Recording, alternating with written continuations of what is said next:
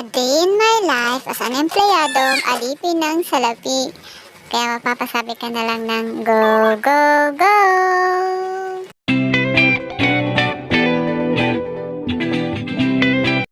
Office day nga namin ngayon mga auntie ko, kaya maagang nagayak ang auntie nyo. 3:00 pa lamang ay nagising na ako.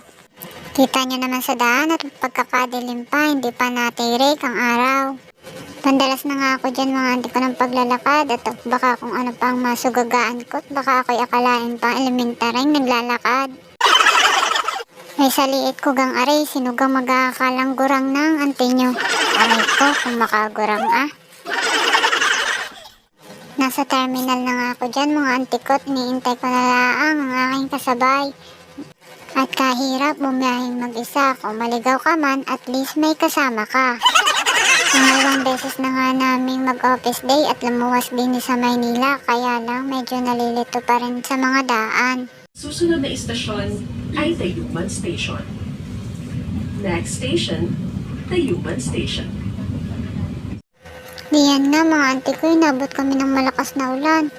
Maigi na nga laang at ulan laang, walang kasamang malakas na hangin, ay kung hindi, di ako'y sasalimpar. At diyan nga mga auntie ko, habang kami naglalakad ay nakaramdam na kami ng gutom at wala pa baga kami mga almusal.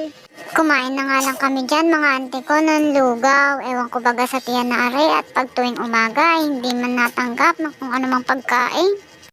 At diyan nga ha, sa aming dinaanan ay nag-take out na lang kami at anong pagkakalayo naman ang karinderya doon, siguradong pagbalik mo ay hulaw na ang iyong kinain. Diyan nga, hindi pa rin natigil ang ulan kaya extra struggle talaga ang pagbiyahe ng Garinay. Sumakay na nga uli kami dyan ng bus, auntie ko siguro makakasampung bus pa kami bago pa kami makarating sa aming paruroonan. Diyan nga mga auntie ko, sumakay naman kami ng tricycle. Ako ngay hanga sa mga tricycle din ni auntie ko at anong pagkakasikip, kaliit-liit. Kaliit na ngay ka of the ba, bago nakaangat pang unahan ay kinama na. Para kami mga sardinas na nagsisiksikat, tamang-tama kami mga bilasa na rin. Hindi ko na nga nabidyohan diyan ang pagdating namin, kaya aray, paaura-aura naman ang auntie mo.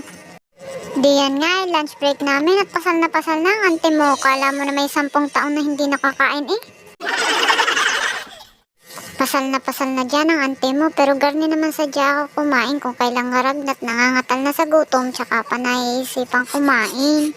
Hapon na nga rin kami natapos dyan mga auntie ko, siguro mga 4:00 na yan mahigit, mag-aalas 5 na. Nilakad na nga lang din namin palabas at hindi na kami sumakay ng tricycle at hindi na rin naman naulan. At diyan nga, habang nag-aabang kami ng bus ay bigla na namang sumigalpot ang ulan. Habang kami diyan ng abang ng bus kaya pala naman walang natigil, may sadya naman palang tigilan ng bus, sadya naman talagang. Napapaghalata mo talagang mga taga-bundok. Diyan nga mga auntie ko, sasakay na uli kami ng tren. Naalala ko, unang beses na lumuwas kami ng Maynila, hindi ako makalusot. Yung pala naman ay sinusuot na ang card pag ikaw ay bababa na. Hindi kami utas ng kinatatawa, parang gusto ko na lang lumubog sa aking kinatatayuan. Ay sadyang hindi ko yun malilimutan. Diyan nga, nakasakay na kami. Palibhasa nga, unang stop ng tren, kaya maraming upuan at kahit saan mo gustong umupo, pwede kang umupo.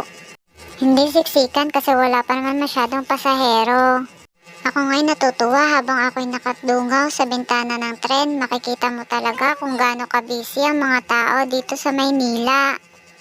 Hindi ko na nga nabidyohan mga auntie ko, pero nakamali kami ng daan pababa ng tren. Kaya inabot na kami ng siyam-siyam at ngayon lang ako nakasakay ng bus.